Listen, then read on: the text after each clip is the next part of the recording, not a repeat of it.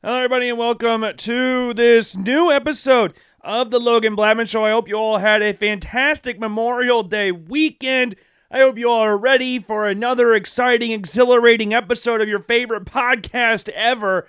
But before we get into anything we're going to talk about today, let's go over the housekeeping items first. Make sure to follow Logan Blackman Show on every single form of social media: Twitter, Instagram, Facebook, YouTube, and of course, Apple Podcasts and Spotify. You can find me on Twitter at Logan_Blackman.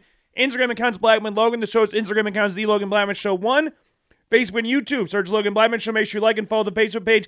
And subscribe to the YouTube channel. You can check out our latest video going over the squad reveal for the 2025 Gold Cup. Remember, we did the squad prediction video last Wednesday, I think last Wednesday was when that video came out. And we did the squad reaction video on Friday, so make sure you go and check out both videos to see where I went wrong, where I was right. If you have a differing opinion about XYZ, let me know in the video, in the comment section down below. Just make sure you subscribe to the YouTube channel and give that video a thumbs up. And also make sure to stay tuned. This is why you should also subscribe, because we have another video coming out for you on Saturday. It will be our NFC quarterback Mount Rushmore video. Remember, we did the AFC one a couple weeks ago. This week, we got the NFC one coming up, so make sure you subscribe to the YouTube channel so you can check out that. Also, make sure to check out the blog posts at theloganblackmanshow.com. We don't have any but we don't have any what am I trying to say? Blog posts up for you right now, but you can check out the older blog posts. We have our insanely early quarterback prospect ranking still up. That is the latest blog post we have posted, I believe. So make sure to check that one out. But most importantly, make sure you like, follow, subscribe, Apple Podcasts, Spotify, and the YouTube podcast account. Yeah. Oh my goodness. Just make sure you subscribe to all that. Apple Podcasts, Spotify. Make sure to leave a rating of 5 stars. Description down below on why you feel the way you do. And for the YouTube, make sure to subscribe to the YouTube channel and give the video a thumbs up and leave a comment down below again on why you feel the way you do about that specific podcast episode. But geez Louise, ladies and gentlemen, I am sorry once again. This is a day late and a dollar short. I do have a more solid excuse this time, apart from me being tired. I do have a more solid excuse. Okay, you ready for this one? I hope you're sitting down. I hope you're sitting down, because if you're not, you're going to fall over your seat getting ready for this awesome explanation for why we're a day late yet again. I got my days mixed around. I kind of forgot that Memorial Day was Monday, and by the time Tuesday rolled around, my brain was already in the process that it was Monday. So I didn't really, it's not that I completely forgot or didn't realize that it was Tuesday. I just had in my brain when I woke up that day that it was Monday. So with it being Monday, my entire day was predicated on, oh, well, I don't need to record a show tonight. I don't need to stay up ass crack late right now. It's ass crack early. It's not ass crack late. That's not really a saying. But you know what? You know what I'm trying to say here. You know what I'm trying to say. My brain was not mentally prepared to stay up super late to record a show. And I did not sleep the greatest the night before. I woke up randomly at 2 or 3 o'clock in the morning, didn't fall back to sleep till about 5 o'clock. And yeah, so I wasn't really in the greatest mindset to do that. But Memorial Day weekend was fun. It was a good weekend. The weather wasn't the greatest, but hey, at least for Memorial Day, we avoided the rain.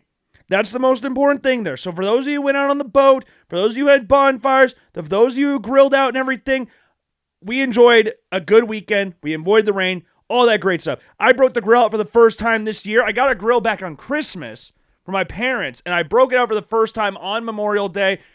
Cooked up some fantastic chicken, hot dogs, corn, all that great stuff, and it was delicious. But getting the propane tank was a giant pain in the ass. Like I'm not gonna hold you here. I've never had to go out and buy a propane tank. I've never had to. Like, my dad always grilled stuff at the house. I've never had to go out and purchase a propane tank myself. I've never had to do that. I've gone for exchanges. Yeah, I've done that, but I've never actually bought a propane tank. So the process of buying one, I was not really under the idea. I didn't really understand the whole process of buying one. See, in my stupid, twisted up brain on this Memorial Day 2025, I thought that I could just purchase one from the exchange tank, or the exchange cage, whatever you want to call them. I want to free these things. They don't need to be caged up. Like, I want to free one of these propane tanks. So my thought process was, oh yeah, I can buy one of those. I just need to go up to ask somebody at Menards and ask them, hey, can I buy one of these? And when I got to the register, because I was like, well, they're locked up, so I just need to, but we need to buy what we're going to buy, and then we're going to go, and I'm going to talk to somebody at the register, and they're going to go, hey, yeah, we'll unlock that for you. You can take one. Just pay for it here. We got it all scanned up. They're all registered the same things. It's all a bunch of different tanks, so it's all the same thing. We'll just scan it here, and then you can go, we'll have someone unlock it for you. You can take it. Be on your merry way. So when I said that, they were like, oh, yeah, Cody's outside. He can help you. I was like, perfect. Beautiful. That's actually fantastic. So I went outside, and I was like, are you Cody? And he's standing by the propane filler section, not the propane exchange place, which is by the door. The propane filler station is kind of in the middle of the parking lot. So he's over there. So I walk over towards him, and I'm like, hey, can I buy... I was just at the register. They said I could talk to somebody, and I could buy myself a propane tank. And he's like, well, do you have a propane tank? I was like, well, no, I'm buying one. I said, well, do you have one to exchange?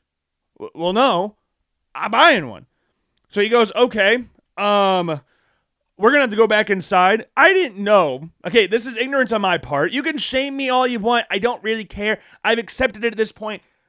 I was shamed, and I had to walk behind this dude to the propane tank section of Menards and pick out an empty container to take back to the propane section after I went back to the register, because at Menards, you go in one entrance, you have to leave the other entrance, which conveniently, the propane area is not near where the exit is, where I was eventually at with my propane tank. So I had to carry that stupid tank all the way back around to that side, back to the propane section. Lo and behold, the tank is faulty, I guess. Or they can't figure out how to open it. So we're standing there, and he's like, yeah, dude, this thing's not opening. It's not opening all the way. Like, it's not filling. It's not open. You could try it. And I turn it, and I'm standing there, but I can't say anything. I mean, I could have, but I didn't. And I'm standing there like, this thing's all the way open. Like, if you can't twist it anymore, there's not even like an inch, like you could feel it, like, giving or anything. I feel like if I'm going to twist this thing anymore, I'm going to break it with my superhuman strength. Like, I can't... We can't have that. I just bought this. I don't need to buy another one because I broke this one because of my unnatural strength. And I also can't one-up Cody because I don't want to sit there and tell Cody how to do his job. I'm not working at Menards. If I was working at Menards, I wouldn't want some kid who just asked me if he could buy a propane tank from the propane filler station how to do my job. So I was sitting there like, you know what? I'm just going to let him do his thing. I'm going to let Cody do his thing, and we're going to vibe together. So he calls in. This is after about 10 minutes. Finally calls in to Kennedy, who's the manager, I guess, at this Menards. He calls in. Hey, Kennedy. Kennedy doesn't answer for 3 straight times. Without 30-second to a minute-long intervals between each time he tries to register to Kennedy. She doesn't answer. Finally answers. And then he goes, hey, this guy just brought out this propane tank, and it's faulty. It's not working. So she comes out, brings another propane tank out there. He goes up there, and the same exact thing is happening again. The same exact thing is happening. He can't twist it all the way open. And I'm like, dude, this is the same thing we just did. We've just done this dance. We know what's going on here. We know that it's just we're just having to figure it out here. So this one's like, so he's like, well, okay, so this one's faulty. And she just brought this one. Because I was all ready for the whole thing of the manager coming out here and asking me what I did to the container because I'm trying to get another free thing of propane because these damn things are not cheap. So I was under the impression that, oh my God, if this thing fills or if it doesn't fill, then what did I do to this one? Why am I trying to get some free propane here? I was fully preparing myself for this interaction that never ultimately happened, but I was preparing myself for this interaction. And Kennedy leaves, fills it up again, not working. So we have back-to-back propane tanks that are not filling up. Radio's back to Kennedy. Hey, this one's broken as well, like the first one that the dude already brought out. And to be fair to the guy, he did say, I'm so sorry, sir, about 100 times during the whole process. But then Kennedy's like, well, I'm not dealing with this shit no more. So we brought John over. John was in the middle of the parking lot, I believe, collecting carts. I don't know what John was doing, but John was in the middle of the parking lot. So he comes out of freaking nowhere, scares the shit out of me, because I didn't know there was going to be another person coming up here, apart from Kennedy, because I knew what Kennedy looked like. I didn't know this John character.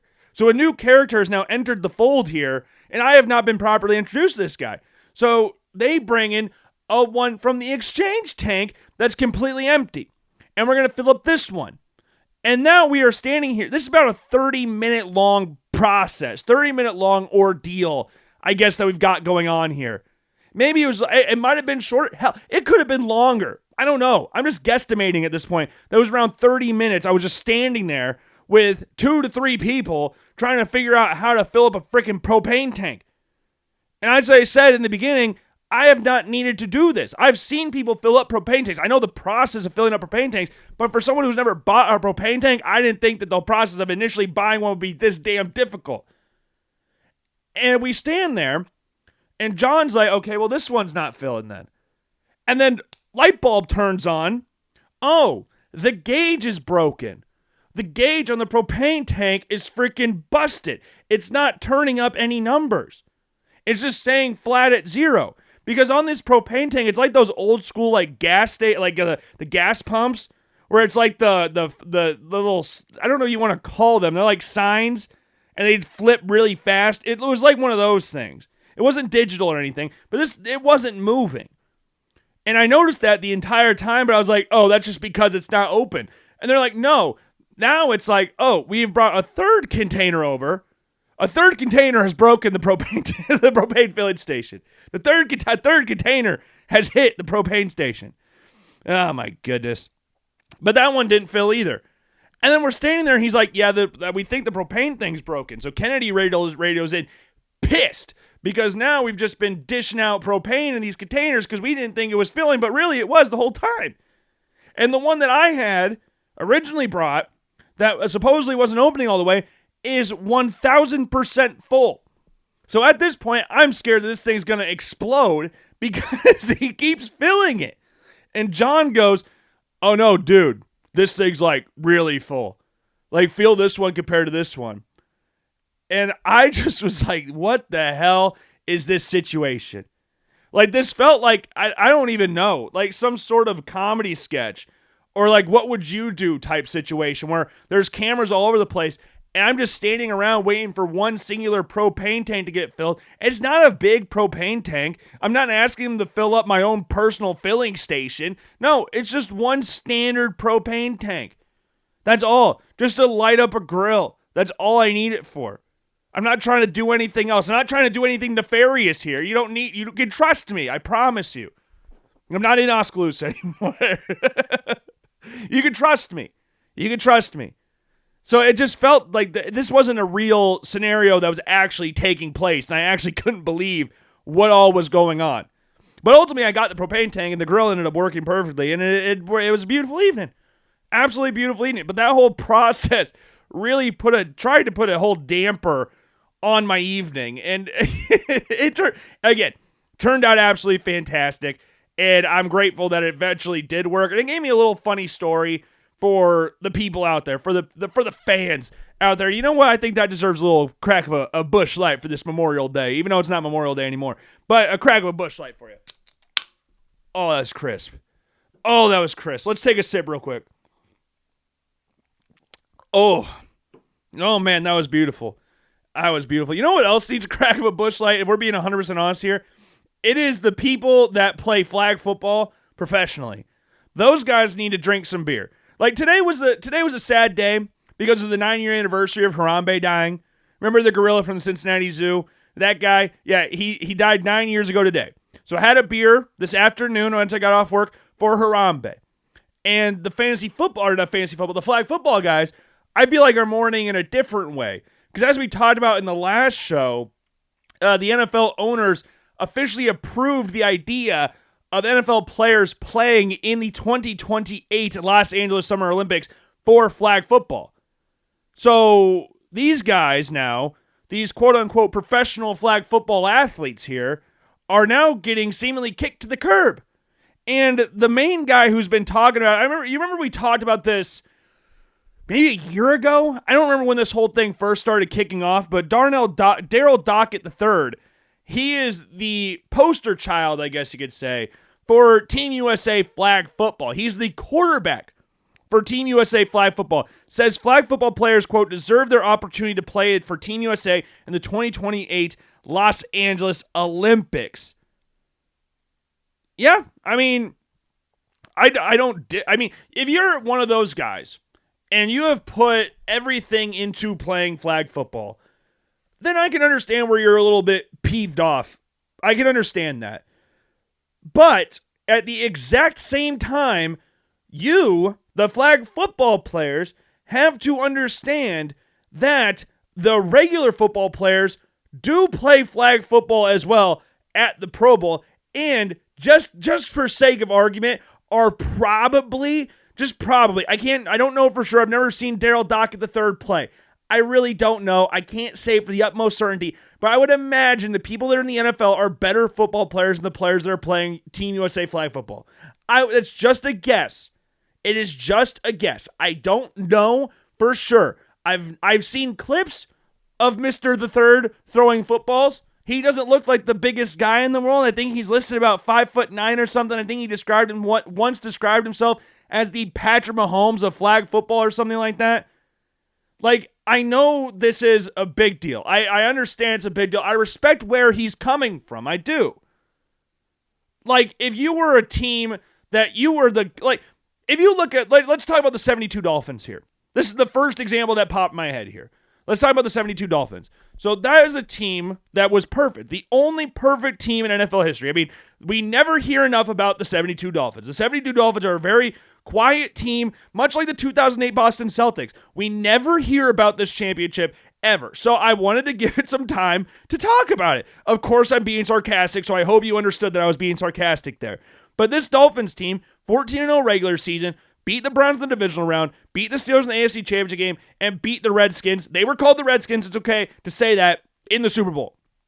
The thing about this, though, that's very interesting is that Bob Griese, Hall of Fame quarterback Bob Griese, one of the greatest quarterbacks in Miami Dolphins history, number retired by the team.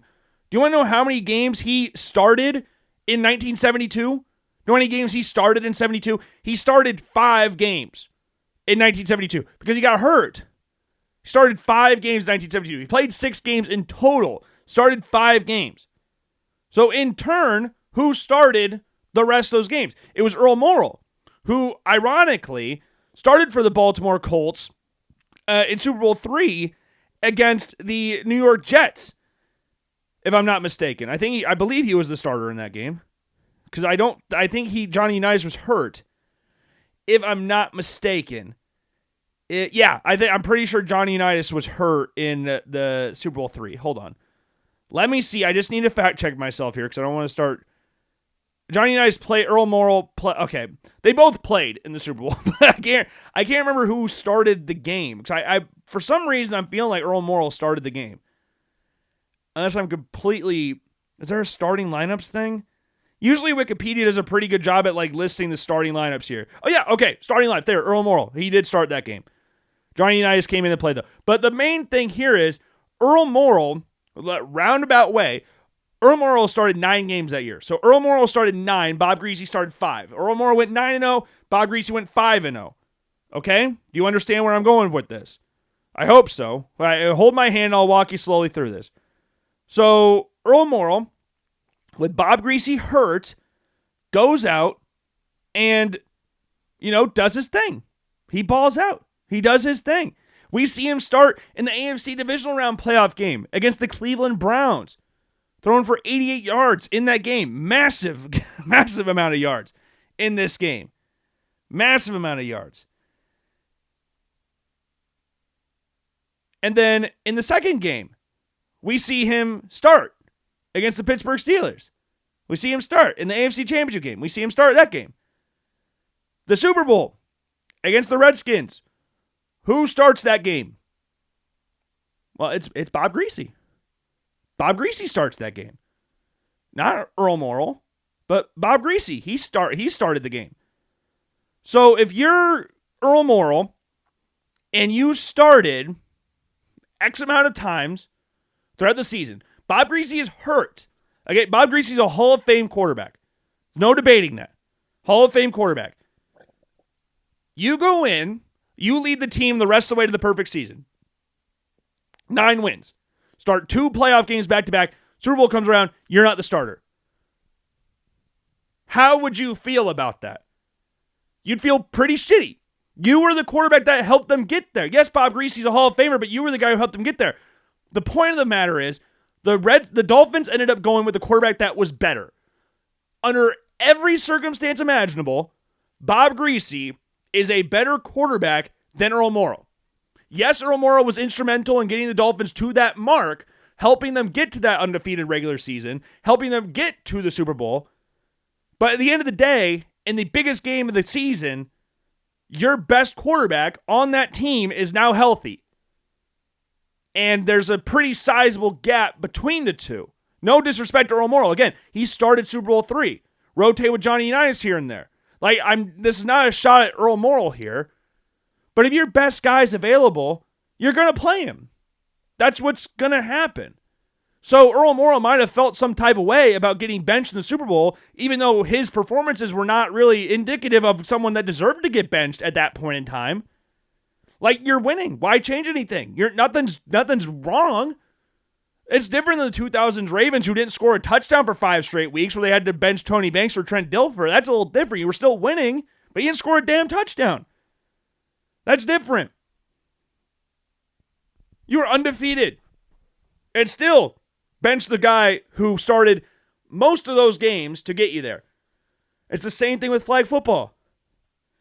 You feel like this Mr. the Third feels like that him and his guys have been instrumental in helping grow the popularity of flag football in America. I can tell you right now, no. I didn't know this guy existed until the Olympics said they were doing flag football, with Jalen Hurts doing the promo. So that's an apology to him, I guess. I don't want to be too mean to him. But if Patrick Mahomes, Lamar Jackson, Josh Allen, Jalen Hurts, Joe Burrow, Jaden Daniels, all these guys are available, I'm sorry, Mr. the Third, you're not going to get picked. Unless they don't want to play, you're not going to get picked. I'm really sorry that's how it had to happen, and that's how it's going to work out, but that's just the facts. And it stinks. It's probably a really tough pill to swallow, and that's why every single time the Olympics gets talked about in these flag football situations, he always has to say something. Like, it's not easy. If you feel like you're responsible for helping grow this specific sport and helping it get to the Olympics, which is something it's never been before, and then all of a sudden the rug gets pulled out from under you when you have the opportunity right there in front of you and it gets ripped away, I understand why he's upset. I understand why he feels the way he does. But like Earl Morrall and Bob Griese, if the better guy is healthy and available, we're going to go with the better guy. And you can say, well, the better guy was the guy who won more games. And I understand that. That's fine. But if the Hall of Famer is available, you're probably going to play the Hall of Famer in this situation. You're not going to play the backup. This is not how that works out. Like Frank Reich led the greatest comeback in NFL history against the Houston Oilers in the 90s. Jim Kelly's hurt. Jim Kelly comes back and starts. You're going to go with the better guy. That's the long and short of it. You're just going to go with the better guy. You love the story. You love the feel-good factor in it. You do feel somewhat bad in the situation. But at the end of the day, you're going to go with Patrick Mahomes versus Mr. the Third. I'm sorry. And in my flag football team, it's Lamar Jackson. But in this situation, Patrick Mahomes, since he's compared himself directly to Patrick Mahomes, if I remember correctly. I'm sorry. That's just like the 3v3 basketball thing in the Olympics for the Paris Olympics. I know the women's team I think they came third in it, but the men's team came, seventh? Yeah, 7th out of 8 teams. They won 2 games in a 3v3 tournament. I guarantee that if they had their bet, this is different because there was actual basketball available. There's no regular football available for this. There's not. So it is a little different. I do understand that. But Jimmer Fredette, Kenyon Barry, Kareem Maddox, and Dylan Travis, Jimmer Range, sick, is balling in China. He's like freaking Stephon Marbury out there. Not to that level, because I think Stephon Marbury has his own museum and stuff. But hey, Jimmer balling out over there. Or was balling out. I don't know if he's still playing over there. He might be retired at this point. He is 36. But if your best guys are, like if the NBA guys were available for that 3v3 tournament, there is no Canyon Barry keeping LeBron James out of that team. There's just not. I don't care if LeBron's 40. I really don't care. There's no amount of Jimmer Fredette that could keep Steph Curry out of that team. But the fact of the matter is, there was regular basketball. I don't care if you feel like you've helped in this situation. The better guys are available. There's no other option for them. If they want to play in the Olympics, you best damn believe they're going to play in the Olympics. Again, if they want to. The only way the current Team USA flag football team is going to play is if the NFL guys say they don't want to play. Which I would have a hard time believing they wouldn't want to play. Because what other opportunities do you have as an NFL player to play in the Olympics? You don't. You don't have that opportunity. Bullet Bob Hayes is the only player that I can think of off the top of my head that has participated. Did Bob Hayes participate in the Olympics, right? He was the world's fastest man for a stretch, but I don't know if that was in the Olympics or just in like... come on, did he do in the Olympics? Yes, he did. 1964 Olympics. Okay. Like, apart from Bob Hayes, I can't think of active NFL players that played in the Olympics. Like, Bob Hayes, I guess he wasn't active. 64 Olympics, played for the Cowboys at 65. But he was a draft pick at 64. Like, we always talk about Tyreek Hill being faster than Noah Lyles and stuff like that. Like, this is his opportunity. Play in the Olympics. I've already said my Olympic squad. But this stuff came out the other day about Mr. the Third being upset about the NFL players marking their territory, I guess. Because here's another thing. There's nothing that he could say that can intimidate anybody that's playing in the NFL. Because, again, those guys can play flag football. You cannot play in the NFL. That's the difference. I can play flag football. I cannot play FBS D1 football. I can play NIL. In NAIA D1 football. Play is a weird word, but whatever. You know what I'm saying. You know what I'm saying here. You know what I'm saying. Like you and I, we played flag football for intramurals. I guarantee most of the guys, or every single player that played intramurals or played collegiately at you and I could have played flag football. I'm like 99% sure that they could have played. But again, you've never seen me go up against a guy at you and I, so you don't know. We can, we agree to disagree, I guess. Yes. But it is an interesting talking point. But I did see Trevor Sikkema from Pro Football Focus. The solution is very simple. The National Flag Football Team versus the NFL Flag Football Team in the Coliseum on July 4th, 2027 on ESPN. Winner goes to the Olympics. I'm going to bet the over-under. I don't know if there's a points limit for flag football or if there's a mercy rule or anything. We're either hitting the mercy rule or we're getting 100 pointed. And when I say we, I mean us normal individuals, us non-athletes. Comparatively, yeah, we're not that. I'm not even flag football, like professional flag football level. I'm not I'm not sitting here and saying that, oh, I could do that. I don't know. I've never watched a flag. Maybe I could. Now there is 100 days. All right, it was 100 days yesterday, I guess. We missed remember 99 days till the season opener for the 2020, I'm all off my ears. 2025 NFL season. And that's exciting. I love the NFL's fun.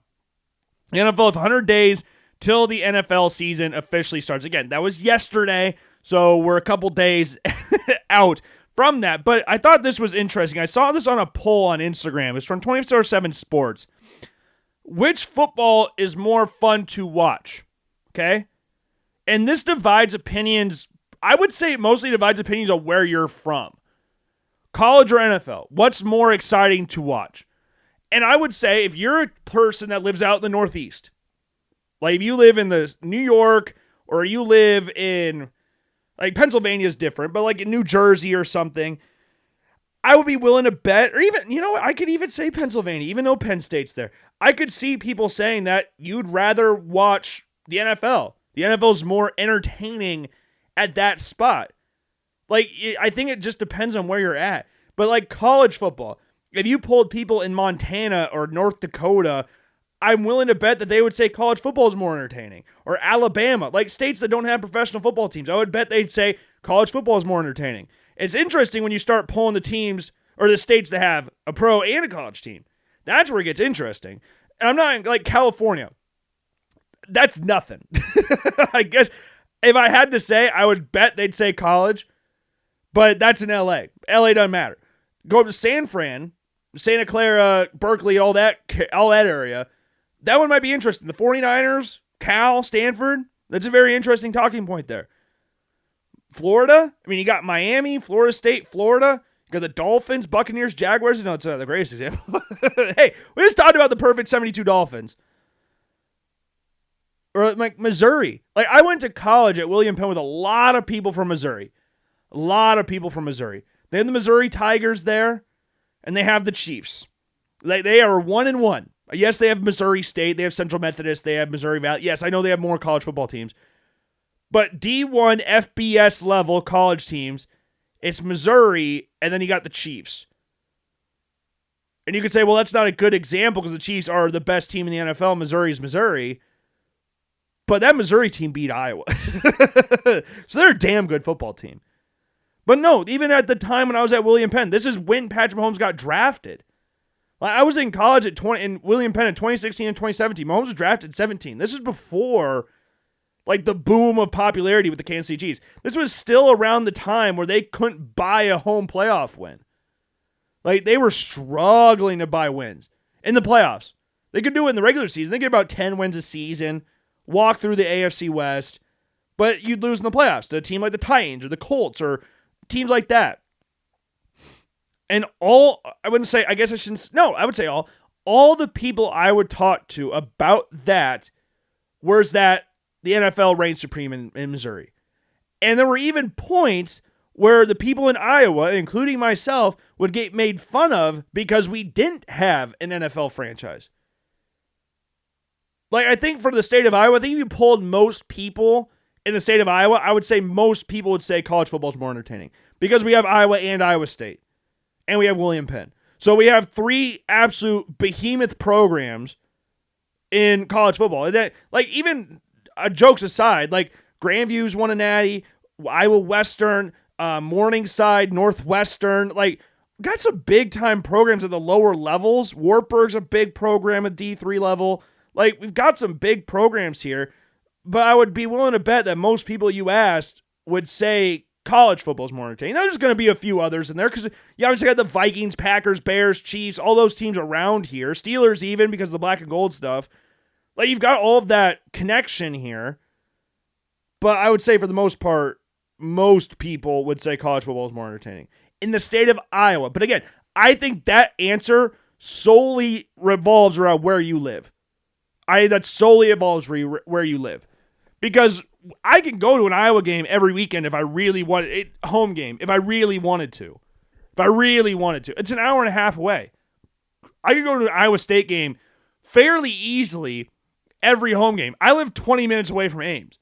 I could very easily go to an Iowa State game every single week if I wanted to. The closest NFL game I can go to is either Minnesota or Kansas City, and both those are 3 hours away. Like, I could go to Iowa City and back by the time I'd get down to Kansas City. I would finish a game at Iowa driving down to Kansas City. So it's just different scenarios, if that makes sense. Personally, for me, I think it depends on what point of the season we are at.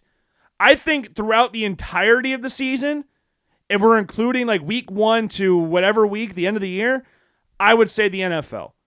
Just because in college football, you get random weeks where it's just belt to ass week, where you look at the schedule and go, I know exactly what's going to take place every single game. Now, there's obviously a few exceptions. There's a few, a few upsets in and around there every once in a while.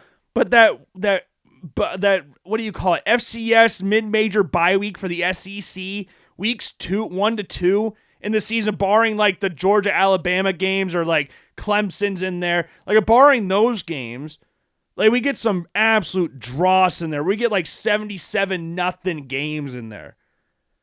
And college football has more expansive offenses because there's more teams. You're going to see more offense. You're going to see more exuberance in regards to the offensive defensive schematics and stuff like that because there's more teams. You're just going to see more just by that option. There's 32 NFL teams. There's 132 college football teams at the D1 level alone? Like, I can promise you that nobody's sitting around and really getting entertained by watching a Sunbelt game. Like, I know there's times you like to sit around and joke around with your friends where it's like, oh my God, this is hilarious. This is the best game I've ever watched. But in reality, you're not looking forward to that game going into the week. It's entertaining because it's chaotic, but I don't know if that's what is, the best. Because the NFL versus college, it's all the best. This is why I always found it so stupid when people would ask, like, oh, who would win this version of Alabama versus the 0-16 Browns, the 0-16 Lions? Like, who would win those games?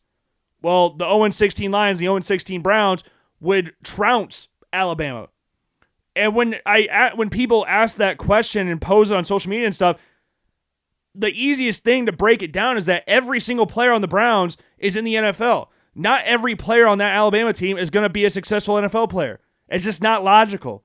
Like, when you watch the NFL draft, you see the graphics of all the different players. Like, most of those guys, not most, but some of those guys won't even bother making it in the NFL. Josh Rosen was one of the poster childs for 2018. He got traded from his team after his first season. He was a top 10 pick. They traded up from 15 to 10 to get him. He didn't even make it to his second year with the team. And now he's doing God knows what. I think he's on LinkedIn or something right now. Like, just because you were a dominant college football team does not mean you're going to go to the NFL and instantly be a success. Alex Leatherwood was a starting tackle for Alabama. He was considered a reach when he was drafted at 17 by the Las Vegas Raiders, or the Oakland Raiders. I can't remember if they were the Vegas or Oakland Raiders at that point. Like, it's not a guarantee that you're going to be successful in the NFL. The thing is, again, all those guys in the Browns and the Lions, they're already in the NFL. Because I can promise you, there's no 19-year-old cornerback in college football that's guarding the 0-16 Lions with Calvin Johnson on the outside. There's not one of them. I don't care if John Kitna, Dan Orlovsky, Drew Henson, I don't care who's that quarterback. They have Calvin Johnson. There ain't nobody that's going to be able to guard him on that Alabama team. Not one person. You're 18, 19, 20 years old. Because if you're at Alabama, you're not going super late in your collegiate career. You're definitely not playing corner if you are playing that late in your career. You're moving to safety at that point. I think they're entertaining for completely different reasons. I don't think either answer is right or wrong. Personally, I think the competitiveness of the NFL makes it more entertaining. That's not saying that you don't get some absolute shit show games in there. Like, we watched the Raiders and Vikings have a 3-0 game a couple years ago. Like, there are some terrible-ass games there. Do not get it twisted. I understand that. But if you're I guess the easiest way, would you rather watch Bills-Chiefs or would you rather watch Georgia-Bama? It's the best of the best going up against the best of the best. Like, I think that's the best. I don't know. Those late in season, like, belt to ass games, that really kind of pisses me off. I'm not gonna lie. So I think that does weigh a little bit on me. But I think because my dad has always been more in the NFL, also kind of sways my opinion towards that direction. But I love college football. Do not get it wrong. Do not get me wrong at all. Do not get it twisted. I absolutely love and adore college football. But like, if you're talking about like fan culture, there's only like 2 or 3 NFL teams that can compare to most college football teams out there in regards to fan culture. You're not getting tailgates at Jacksonville like you would at Florida. I don't know what the tailgate situation at Florida is. Maybe Florida's tailgate situation's ass. But 2 teams that are right next to each other pretty much, I would be willing to bet they're completely different tailgating experiences. Like, that's what we're dealing with there. But the fan cult, like, because there's barely any fans that go to the Rams or Chargers games, or the Raiders fans is mostly just like people visiting from going to Vegas to visit, like, oh, we'll go hit a football game up. I don't know. It's just a very interesting talking point. It is very interesting. It's been something I've thought about for years, and I don't have a realistic option here. Because I love, like, if I'm talking about which of my NFL or college teams more entertaining, it's not even a conversation. And maybe that's where it's stemming from. My college team stinks. It is so terrible to watch in regards to an excitement standpoint. And my NFL team is one of the most exciting teams in the league. So it's kind of an interesting standing point for me. But yeah, it's an interesting talking point. It's an interesting talking point. And maybe they let college players play in the Olympics. Maybe that's it. Maybe that's the direction they go. Because again, like we talked about, that's 2028. So like Jeremiah Smith, Ryan Williams, they'll all be available. Jeremiah Love, they'll all be available for that. Arch Manning, could he be an option in there? I don't know. He's on the graphic for the exciting things. So that's why I said Arch Manning. But moving on, I did want to talk about this because I in the off season, you get a lot of like people still trying to like engagement farm for football, like ML Football, Dove Climb, and all those great accounts. And I know I'm being bad by talking about them because this is what they thrive off of, but they tweet out some crazy lists. And I know it's supposed to do is just drive up as much attention as possible. I know that's what it's supposed to do. I know they want people talking about it because I know the more people comment on it, the more people engage with it, the more people like it just because it's there. And there's a shit ton of bots on Twitter at this point in time. Twitter's about 90% bots at this point. But ML Football, shit show of an account, tweeted out the 10 most electric players in NFL history. And the problem is right at the bottom, at number 10. The 10 most electric players in NFL history. Number 10, I'll give you a guess. 3, 2, 1. Deion Sanders is the 10th most electrifying player in NFL history. That is ridiculous. Do you not know who Deion Sanders is? If we're talking about pound for pound, I just killed a fly. Or a moth, sorry. It was on my wall, so I had to stand up and get it. Where was I? If we're talking about pound for pound best athletes to ever put on a football uniform, is Deion not number one?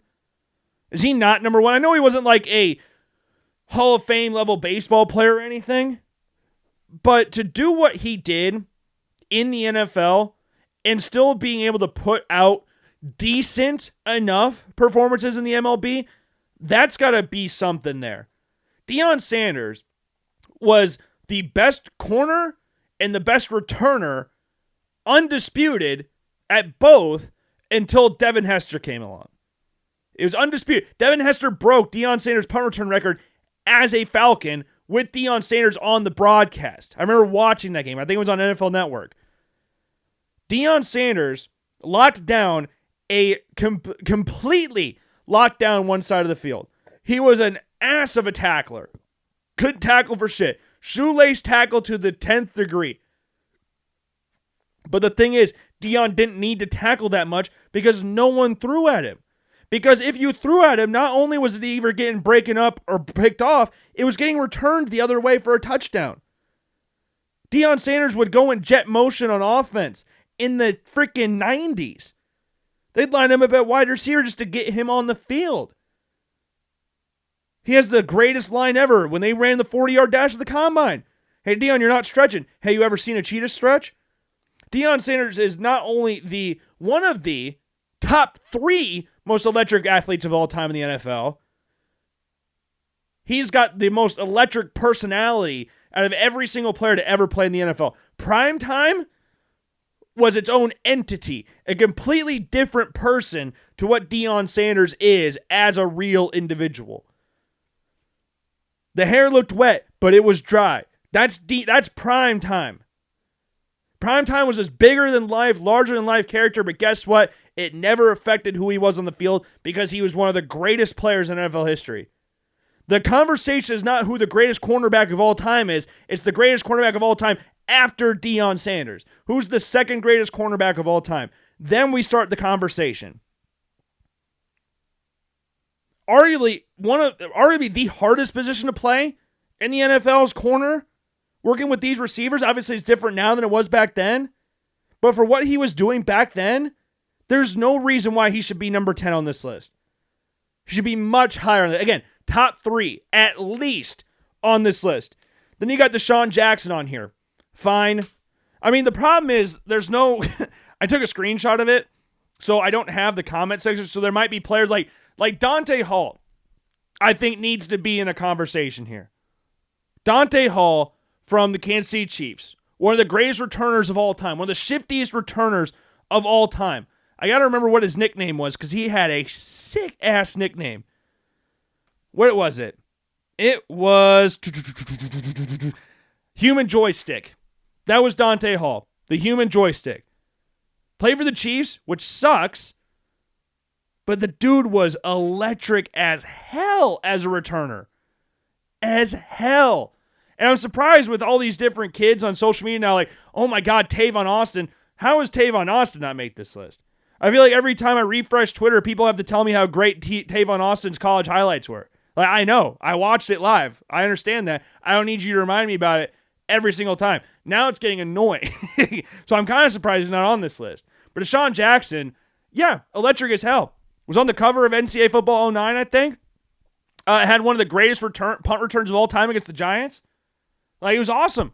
I like Deshaun Jackson. Has one of the greatest receiving touchdowns of all time. Not all time. I'm being over-exaggerating here. But the play with Michael Vick against the Redskins. Michael Vick just launched down the middle of the field. Deshaun Jackson right there does a little not behind the back, but starts going backwards. Like, Deshaun Jackson, no dispute there. Super electric player. But above Deion Sanders? Really? I would love to know the explanation behind that. But it's again, it's not about who the better player. I know it's like the most electric player, but even if we're just talking about that, he's not more electric than Deion Sanders. He's just not. Barry Sanders, number 8. I can get that. Same draft class as Deion Sanders, actually. But is Barry more electric than Deion? Is he more electric? Like, get that word exactly, electric. Barry Sanders is one of the shiftiest running backs of all time. He wasn't the big dude, not the biggest dude in the world, and playing behind some of the worst offensive lines of that era and being able to break off some of the runs that he did and be as nonchalant as possible. I don't think the dude, he never had a single emotion after scoring a touchdown. His celebration was literally just tossing the ball to the referee. Every single touchdown you see of Barry Sanders, he didn't do one bit of extravagance or like flamboyancy, anything. It was just, I'm going to toss the ball to the ref. And Barry Sanders, I think it was against the Cowboys. You can see this clip where they think he's down. They completely stop and he's gone. Like, Barry Sanders is, in my opinion, the greatest running back of all time. I think Barry Sanders is the greatest running back of all time. I think if he didn't retire, and I don't really think this is a Logan opinion. This is a pretty much just accepted opinion, that if Barry Sanders didn't retire when he did, he'd be the NFL's all-time leading rusher. Like, there's an old quote that Emmitt Smith thanks Barry Sanders for retiring so he can have the all-time rushing record. Barry Sanders was that dude. Like, I think top 3 is Barry, Walter Payton, and Jim Brown. Those are the top 3 running backs. And then you could have conversations after that. I would put Emmitt in there just before the record, and I have LaDainian Tomlinson in there as well. But Barry Sanders, is he more electric than Deion Sanders? More electric? I wouldn't say so. Shifty? Yes. Impossible to tackle? Yes. Greatest running back of all time? Yes. Electric? Compared to Deion? I don't know. Devin Hester, 7. Understandable. I mean, the greatest returner of all time is in the Hall of Fame as a pure returner. Stunk it up as a wide receiver. They tried their hardest to put him at wide receiver. That never worked. And it was kind of cool because that was the first time we actually got like random numbers playing wide receiver. Like, he was 23 playing wide receivers. So that was kind of funny. But he was his rookie season is one of the greatest rookie seasons of all time. The Colts kicked it to him in Miami in the Super Bowl. He houses the opening kickoff for a touchdown. The Dreads was sick. Devin Hester was awesome. And number 6, Chris Johnson. CJ2K, 2,000-yard rusher, had the fastest 40-yard dash time in NFL Combine history until John Ross broke it. And now it's Xavier Worthy owns it. But it's Chris Johnson, in regards to electric, yeah, one cut, gone. Like a bolt of lightning. Like, it was so fast. I think he holds the NFL record for most yards from scrimmage. I think. I could be wrong for that. Hold on. NFL, I gotta Google this. NFL record, come on. Yards from scrimmage. Yeah, it's Chris Johnson, 2,509. Marshall Faulk second, Christian McCaffrey third, and then Tiki Barber and then LaDainian Tomlinson at number 5. Barry Sanders number 6, Steven Jackson 7, LaDainian Tomlinson at 8, then Marcus Allen, Adrian Peterson at 9, and then Edgerrin James. But Chris Johnson is the all-time leader in yards from scrimmage in NFL history. Just for a single season, 2009 with the Titans, 2,000 yards rushing, 500 yards receiving. And that was his second year in the league. Like, he came out the gun like that. And that's coming off a year where he had 1,200 yards rushing as a rookie with the Titans. Next year, he followed it up. 1,300 yards, not the same 2,000-yard number. But still, in regards to electric, yeah, Chris Johnson was one cut, gone. Like, how many times do you see those guys that run those fast 40s actually do those kind of things in the NFL? It seems very rare. I don't have the exact numbers about who the success stories are and who aren't, but it seems very rare. Number 5, Tyreek Hill. Makes sense. He went after Bills fans the other day, but it was a pretty what'd you just learn how to make insults in the recess playground or something? Where you're dropping your 1 year 100 kids off at school and you heard them talking about the Bills just jump through tables and have CTE? That was pretty creative. Make sure not to light your house on fire next time you light off fireworks. Let's not do that again. We don't need another house on fire. So let's not do that. But Tyreek Hill, yeah.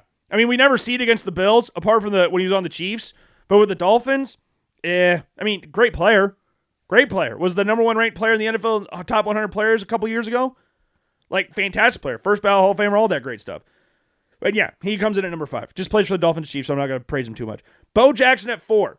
Bo Jackson is the type of thing that comes around once in a while where it was so fast and so short that it makes it legendary.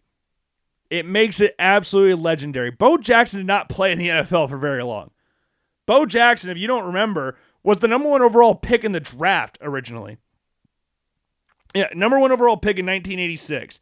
He said, I ain't playing for the Bucks. I'm going to play baseball. And then Al Davis drafted him in the 7th round.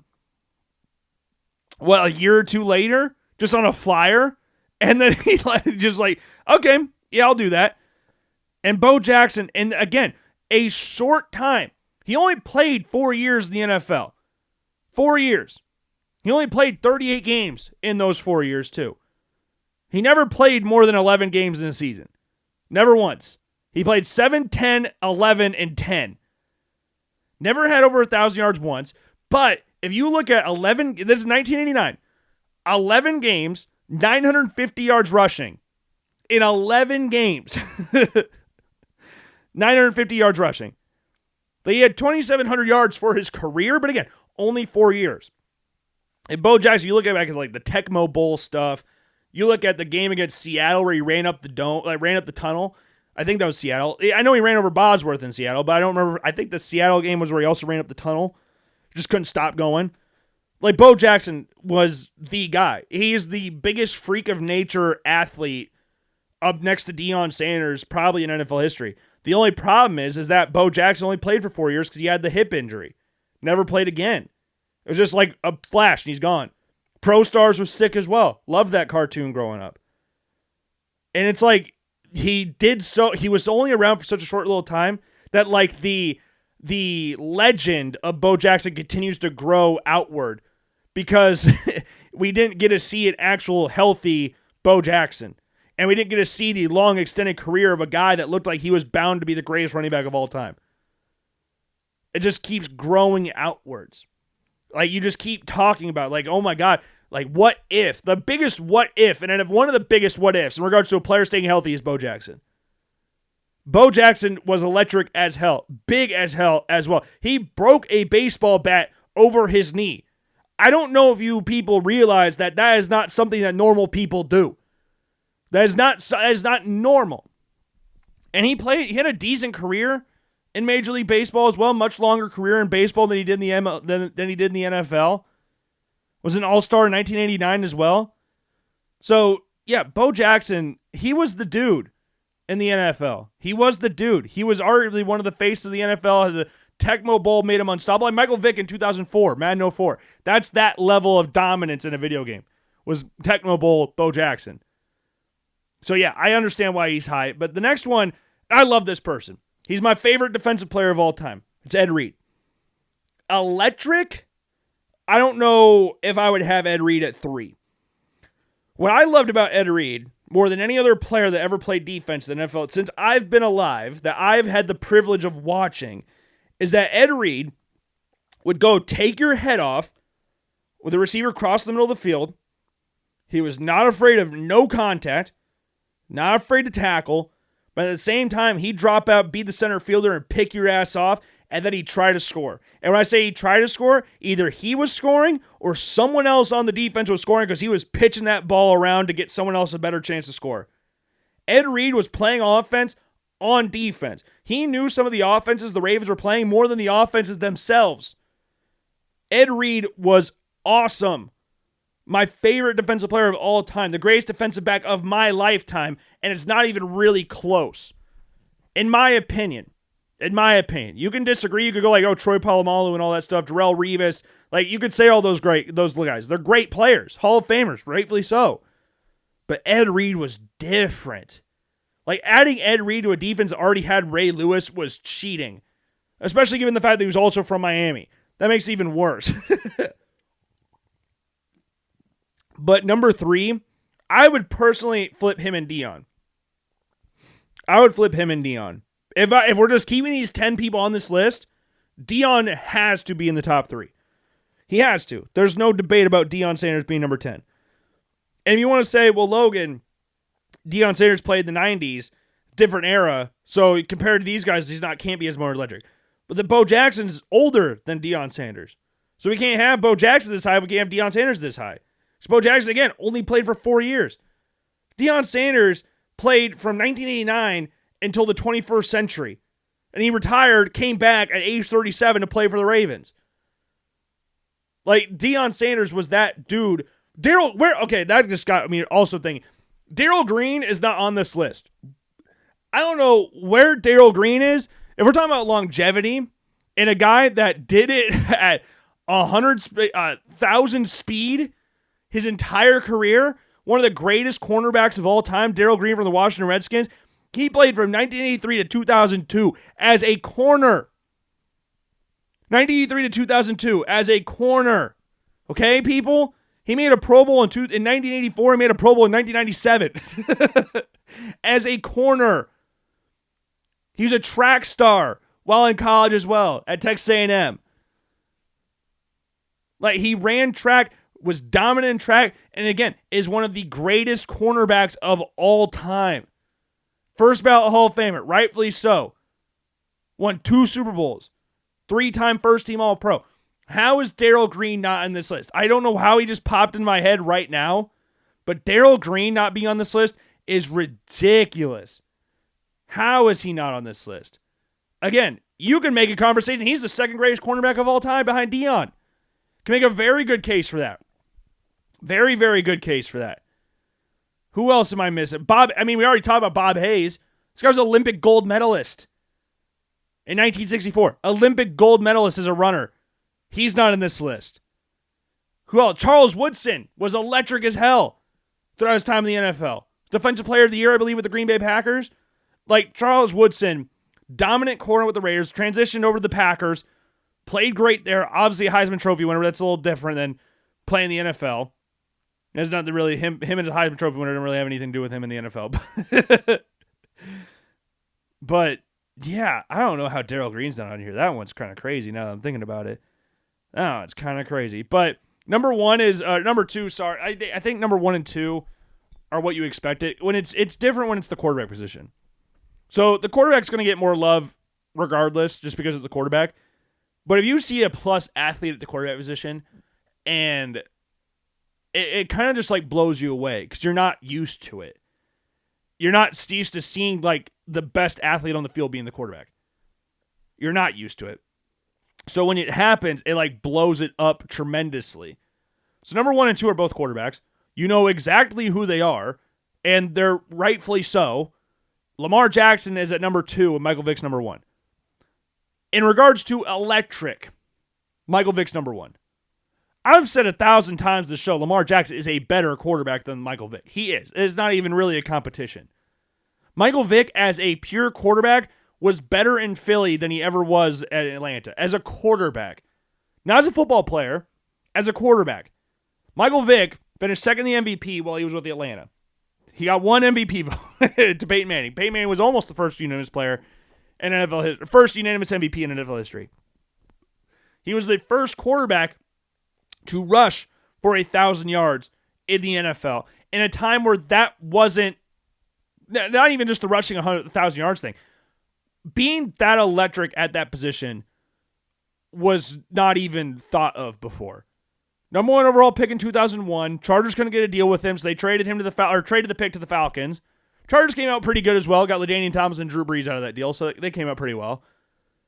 But Vic, in regards to athlete, is the best pure athlete from the position. Because Michael Vick, he might not have been the most accurate quarterback of all time, but he had a hose on him.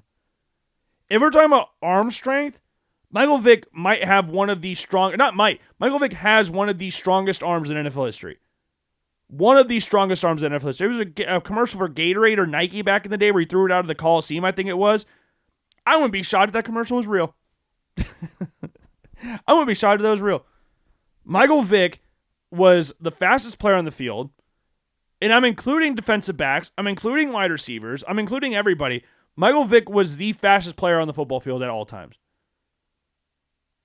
If they're dropping back, they're not guarding you, you take off, you better run. And he did. Like, Michael Vick, at that point in time, prior to him getting arrested, was the most electrifying player in NFL history. Prior to him getting arrested, maybe would have seen that prolonged. Like, when people talk about, like, is Michael Vick a Hall of Famer? Michael Vick is not a Hall of Famer. He's not. Because Michael Vick was, if he was the same Michael Vick in Philly as he was in Atlanta, then I think we're having a different conversation. Because Michael Vick, the quarterback, was better in Philly in regards to a pure passer than he was in Atlanta. Was he a better football player in Atlanta? Yeah, I'd say so. But he was way more inconsistent as a passer in Atlanta than he was in Philly. I loved Michael Vick. I absolutely loved Michael Vick as a football player. And I think he more than deserves to be number 1. Lamar Jackson, there I could see people, like, it's kind of funny when you see the Lamar Jackson, Michael Vick things. It's like, oh, you're living in nostalgia. In regards to the people that say Michael Vick's a better quarterback than Lamar, then yeah, they are living in nostalgia. But if you're saying he's a better athlete than Lamar, you're not. That's just facts. Vick has a way better arm, or in regards to arm strength. Lamar Jackson is way more accurate, a much better decision maker with the ball in his hands throwing the ball than Michael Vick was.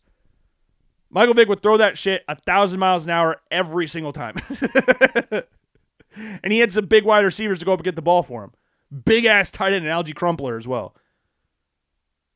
But Lamar Jackson, yeah, 2-time MVP. We all know that stuff. NFL record for rushing yards in a season. Like, Lamar Jackson is that dude. Don't get it twisted. He is a better quarterback than Michael Vick. He is. That conversation's been done for like 3 years now. But electric, I'm still taking Vick. I'm still taking Vick in regards to electric factory in there. But those two, yeah, I think they make the most sense of being number 1 and 2. But Darrell Green not being on here, Bullet Bob Hayes, I understand why Bullet Bob Hayes not in here, just because he's old, and I'm sure ML Football never even heard who Bullet Bob Hayes was. But but Deion Sanders being at 10 is laughable. It's laughable. Like, Falcons, Niners, Cowboys, it doesn't matter. And we'll exclude the Redskins and Ravens stuff. But even then, I would take Deion over a lot of these players on this list. outside of the top 3 in regards to electric, the person I was always in awe of growing up was Chris Johnson. That ability to one cut gone was insane. Again, CJ2K, NFL record, single season record for total yard and yards from scrimmage. Devin Hester was ridiculous as well. He was. If I'm thinking of anybody who was electric for the Bills, Roscoe Parrish could have been. He could have been that guy. But Marquise Goodwin, he was an electric player for a time. Is there anybody else that I'm like completely forgetting about for the Bills? Terrence McGee was electric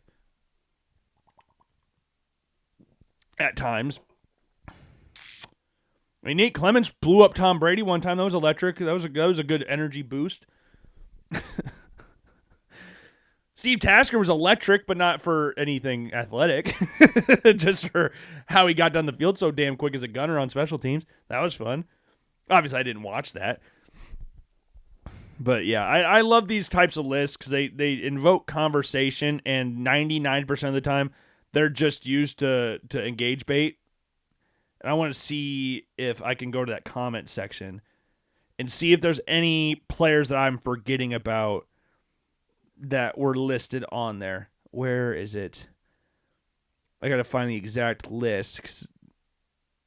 Oh, this cornerback thing was ridiculous, too. The number 1 cornerback duo of all time was Jalen Ramsey and A.J. Bouye. Really? A.J. Bouye and Jalen Ramsey is the number 1 cornerback duo of all time. Like, we're not even going to address that one. That's all I'm going to say on that one. But, man. Oh, how did I forget Randy frickin' Moss? Randy Moss literally said, just throw it to me. No one can overthrow me. Challenged Dante Culpepper, who had an absolute hose for an arm with the Vikings, challenged him to throw it as far as he could, and he would still run under it and catch it. Not trying to be accurate, just throw it down the field, and I'll get it. And he did. It didn't matter if there was 1, 2, or 3 players guarding him. Randy Moss was always open. Always open. So yeah, Randy Moss definitely is on here as well. You've also got players like Jamal Charles, super electric as well from the running back position. Super, super electric. Who else do we have on here? Oh, Patrick Mahomes. No, stop it. We don't need Patrick Mahomes on here. Marshawn Lynch was electric. I guess it's just the definition of who thought was electric. A.J. Dillon. Nice. Oh, my goodness. Adrian Peterson's listed on here. Marshawn Lynch again. Bills legend. Gale Sayers, yeah, just had a shit ton of ACL injuries. Randall Cunningham for the quarterbacks, yeah. John Elway, Brett Favre, LT, Darren Sproles, nice. But, yeah, again, so I would probably have, if I had to order this, I would probably say Vic at number 1. Then I would go Lamar at 2. I would go Deion Sanders at number 3. Then I would probably go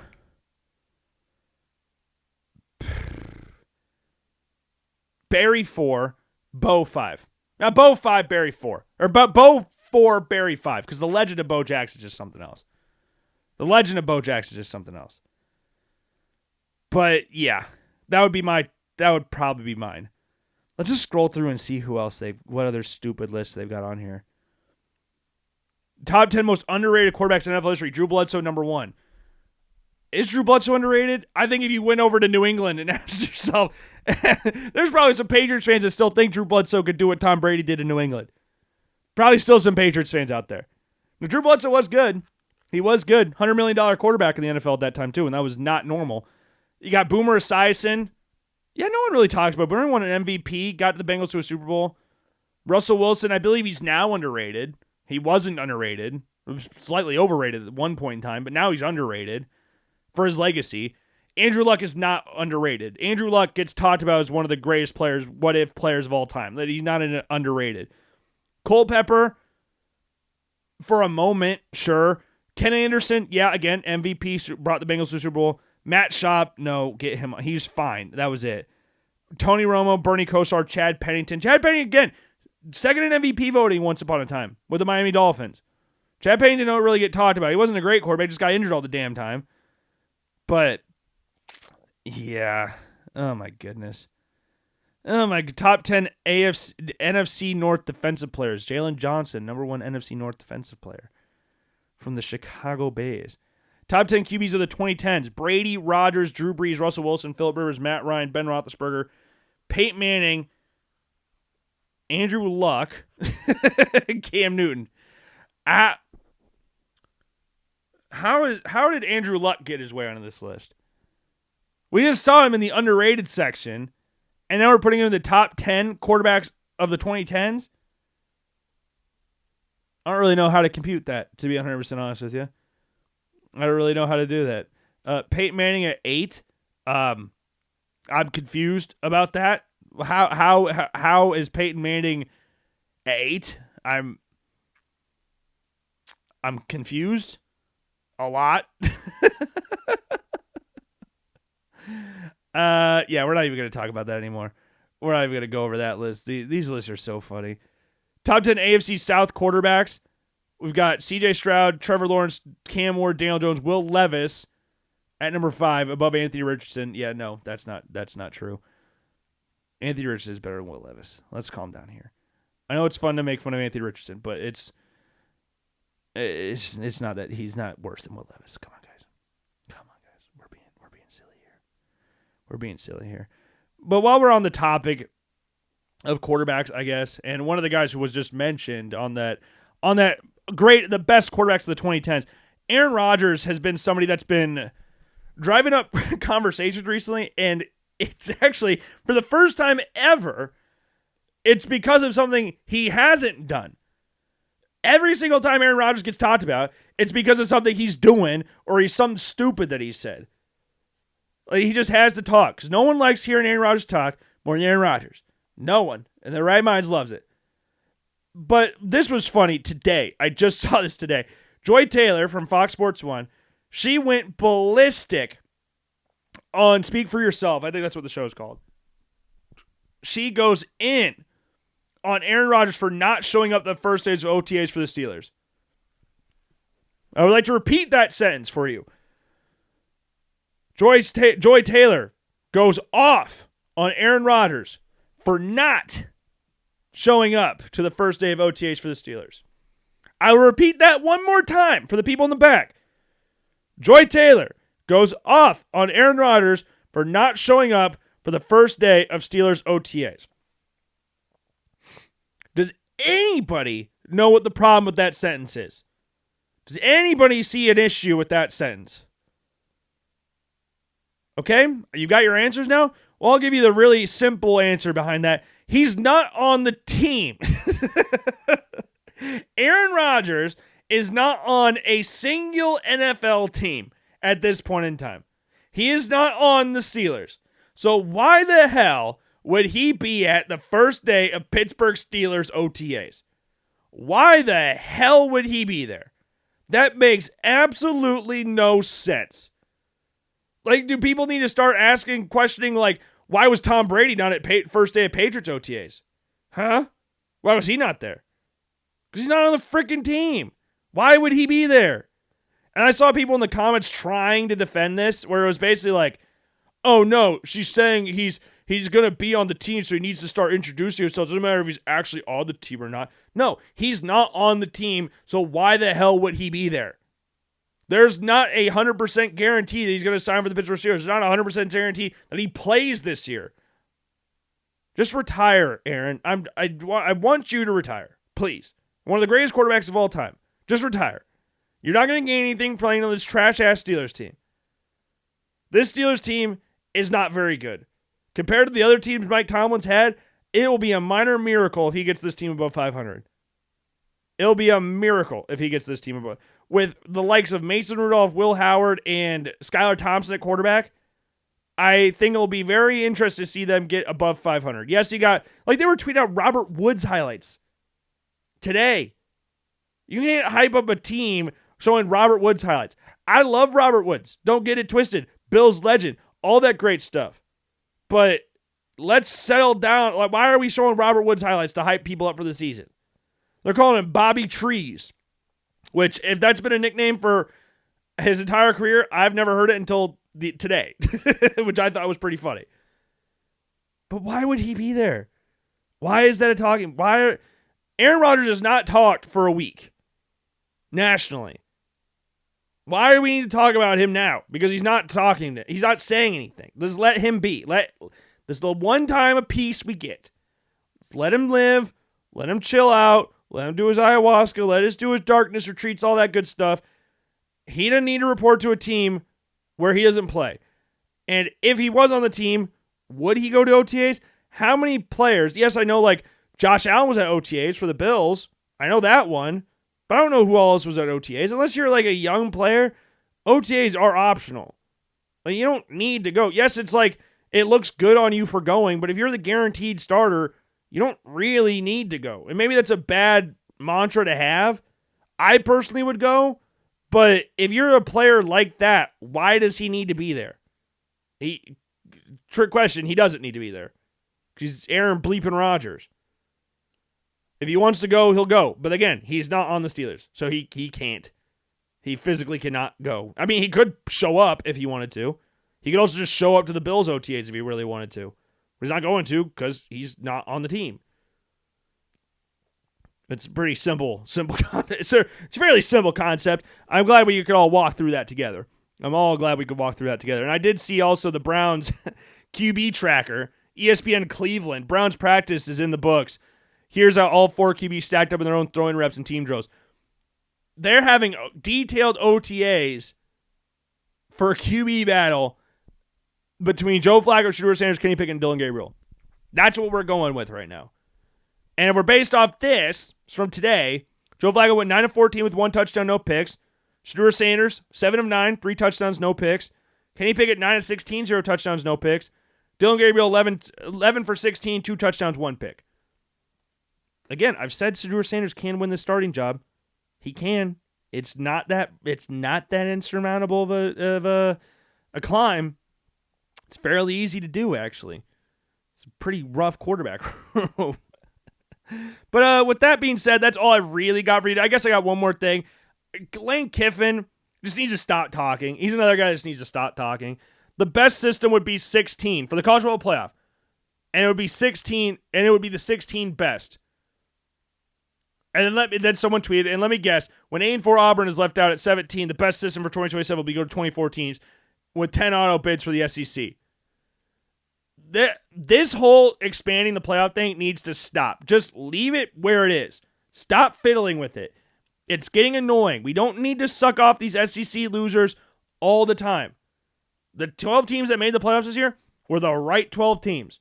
Ole Miss, Alabama, South Carolina, they did not deserve to go in. Kalen DeBoer said something today about Alabama's schedule, like they didn't just lose to Oklahoma, Tennessee, and Vanderbilt, not including their bowl loss to Michigan, who had Davis Warren under center and Alex Orji. Like, let's not forget, Alabama lost 4 games this year, and they're crying they didn't make the playoff. Why? Quit messing with the playoff system. Stop getting opinions from these SEC people. See, it's just getting annoying. We should have never touched the BCS thing. That was fine. I had no issues with the BCS. No issues whatsoever. The 14 playoff was fine. I had no real issues with that. 12-team playoff. This year I thought they all got it right. But we're just going to keep expanding it. Stop expanding it. Stop. You're making these games a lot more or less meaningful than they were a couple years ago. Like, leave it alone. Leave it alone. Just let it be. We got to work out the kinks this year, and then in 10 years' time, you can move it to 24 teams. Just leave it here for the time being. You've already expanded it too much anyway. You should have gone to 8 instead of 12, but you got greedy, so you went to 12. Shouldn't have done that in the first place. I think they're doing a reshuffling of the seating and all stuff like that, but leave it alone. Good God. Stop talking to the SEC people. Please, especially their coaches. Stop talking to Kirby Smart, Kalen DeBoer, and Lane Kiffin. Please, I do not care what they have to say about this matter. I really do not care. Stop telling me what their opinions are about it. Because it's always the dumbest thing you've ever heard. Stop talking to them, please. And with that, speaking of dumb opinions, my dumb opinions are done for today. I do hope you enjoyed this episode of the Logan Blackman Show. If you did not, I sincerely apologize. Try to be better next time. Make sure to follow the different links on social media that we mentioned before. Twitter, Instagram, Facebook, YouTube. Make sure to subscribe to the YouTube channel to check out the latest video, or check out the video for this coming Saturday. Greatly appreciate that. And with that, I will see you guys later. Peace.